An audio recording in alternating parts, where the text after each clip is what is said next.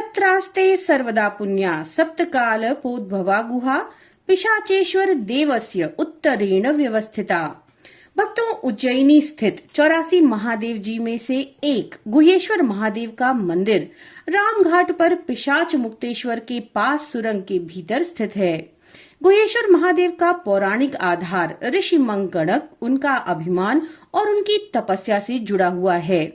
हम आपके लिए 84 महादेव जी की कथा की श्रृंखला लेकर के आए हैं, जिसमें से पहली कथा यानी अगस्तेश्वर महादेव जी की कथा हम सुन चुके हैं, जिसकी लिंक आपको डिस्क्रिप्शन में दे दी गई है। गुहेश्वर महादेव जी की कथा हम आपके लिए आज यहाँ पर लेकर आए हैं, तो चलिए शुरू करते हैं। पौराणिक कथाओं के अनुसार प्राचीन काल में एक बहुत बड़े योगी थे जिनका नाम था मंकणक। वेद वेदांग में पारंगत थे, सिद्धि की कामना में हमेशा तपस्या में लगे रहते थे। एक बार वे देवदारुवन में तपस्या कर रहे थे। उसी समय उनके हाथ में कुश का कांटा लग गया, लेकिन रक्त के स्थान पर शाक रस बहने लगा। ये देख करके ऋषि मंकणक बहुत प्रसन्न हुए, लेकिन उन्हें अभिमान हो गया कि उनकी सिद्धि का फल है ये। वे बड़े गौरवान्वित हो गए और गर्व के साथ वे नृत्य करने लगे।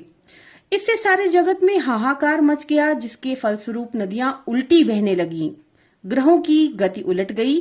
सभी देवी देवता ये देख करके भगवान शिव जी के पास पहुंचे और उनसे ऋषि को रोकने का आग्रह किया। देवताओं को सुनने के बाद शिव जी ऋषि के पास पहुंचे और उन्हें नृत्य करने से मना किया। ऋषि तो अभिमान में थे, तो ऋषि ने अपने अभिमान के साथ अपनी सिद्धि के बारे में भगवान शिव को बताया। इस पर शिव जी ने अपनी अंगुली के अग्रभाग से भस्म निकाली और कहा, देखो, मुझे इस सिद्धि का अभिमान नहीं है और ना ही मैं नाच रहा हूँ। भगवान शिव की बात को सुनने के बाद ऋषि काफी लज्जित हुए। उन्होंने क्षमा मांगी और साथ में उन्होंने तपस्या के वृद्धि का कोई उपाय पूछा। तब शिव जी ने आशीर्वाद देकर कहा कि महाकाल वन जाओ, वहां सप्तकुल में उत्पन्न लिंग मिलेगा, उसके दर्शन करो। उसके दर्शन मात्र से तुम्हारा तप बढ़ जाएगा। ऋषि महाकाल वन में गए, जहां उन्हें वह लिंग एक गुफा के पास मिला। ऋषि ने लिंग की पूजा अर्चना की, जिसके बाद ऋषि को सूर्य के समान तेज प्राप्त हुआ। इसके बाद उन्होंने बहुत सारी दुर्लभ सिद्धियों को भी प्राप्त किया। बाद में वही लिंग गुहेश्वर महादेव के नाम से प्रसिद्ध हुआ। ऐसा माना जाता है कि गुहेश्वर महादेव जी के दर्शन मात्र कर लेने से व्यक्ति का अहंकार नष्ट होता है और सिद्धियों को सही तरीके से प्रयोग करने की समर्थता आती है।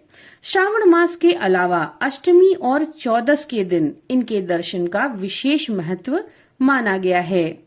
तो भक्तों, ये थी गुहेश्वर महादेव जी की कथा। नमो